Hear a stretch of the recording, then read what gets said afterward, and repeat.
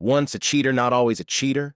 So a little backstory first. My wife and I have been together for nearly 20 years. Not all great, but not all bad. We have kids, most of whom have moved out by now.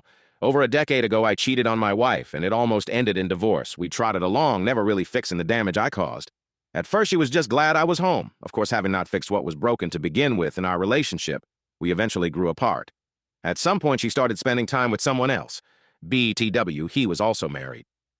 I'm sure it didn't take much convincing, but at some point, they started having sex.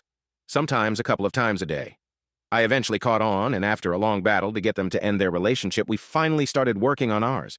The last 4 years, however, she's been unable to tell me the truth of what they did together. First, it was just hanging out. Then it turned into laying down together, but nothing sexual. I never believed that, of course, but her gaslighting game was strong. This past weekend, I finally got her to admit what all they did. Of course, it was a trickle.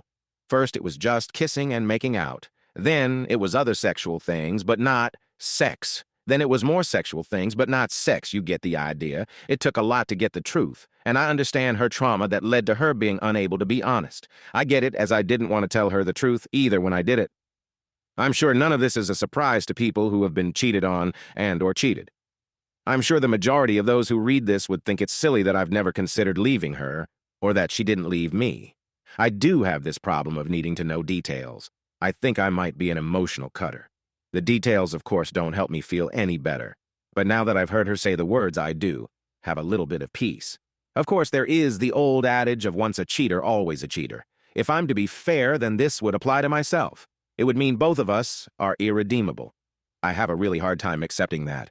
I choose to believe that we both can grow from this. We're both in therapy, and it's taken me a lot of years to come to terms with what I did. She's forgiven me, and while I don't feel obligated to do the same, I want to.